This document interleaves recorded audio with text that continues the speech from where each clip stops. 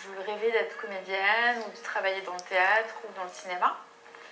Et j'ai fait 2 premières années de licence art du spectacle à Strasbourg et j'ai voulu partir sur Paris pour ma 3e année. Quand j'arrive à Paris, je suis pleine d'énergie, je crée mon collectif pour pouvoir faire de la mise en scène et je me vois être metteuse en scène, tourner dans des grands théâtres. On est avant MeToo. J'ai jamais entendu parler de violences sexistes et sexuelles à la fac. C'était pas un sujet. Ou en tout cas, quand on imaginait un viol dans un film, c'était un truc de dingue. Je termine mes études, je suis dans une très mauvaise passe et j'ai tous ces souvenirs qui me hantent et je décide de parler sur les réseaux sociaux. Et dans ce cadre-là, j'ai un ami qui vient me voir et qui me dit qu'il a entendu parler de l'association Women Safe. Et du coup, j'ai été orientée vers d'abord d'un côté une psychologue et de l'autre côté vers des juristes pour pouvoir poser la question si je porte plainte, comment ça se passe. Et j'ai vu une juriste et 2 avocates, quelque chose comme ça.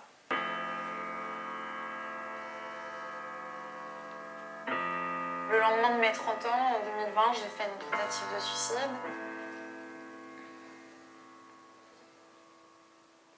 C'était plutôt un appel à l'aide, on va dire, mais je hurlais et je voulais en finir.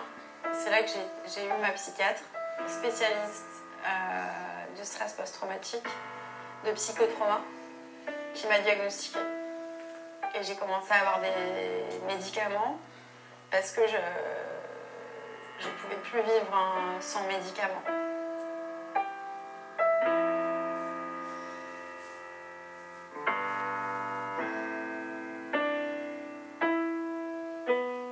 Et j'ai écrit un mail à la chargée de l'égalité femmes-hommes. Personne ne m'oriente vers un dispositif.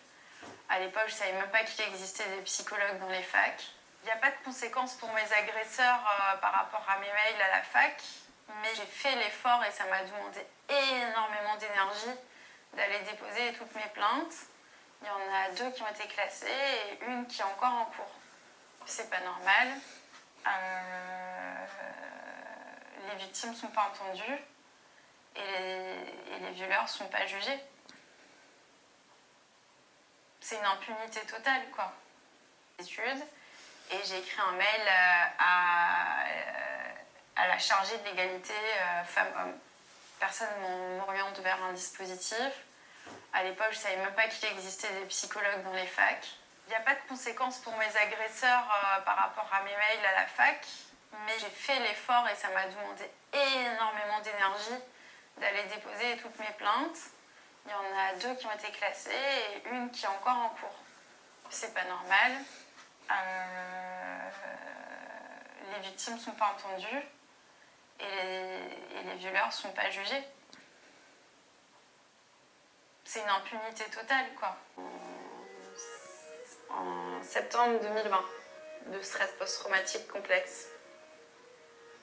Et c'est là que j'ai commencé à me soigner. Je me reconstruis comme je peux avec mes passions, la photo, le cinéma. Du coup, je travaille depuis chez moi, sur moi-même, sur le quotidien d'une personne malade. Et c'est un peu thérapeutique quand même. Je prends énormément de médicaments pour mon stress post-traumatique et pour mon endométriose. Et c'est tous les jours, tous les matins, tous les soirs. Le fait de montrer les médicaments, ça montre qu'il y a un réel souci de santé. Les gens se rendent mieux compte. Ah oui, elle ne dit pas juste qu'elle a subi tout ça, elle a aussi tout un suivi, une allocation adulte handicapée, des tonnes de médicaments à prendre, une vie abîmée.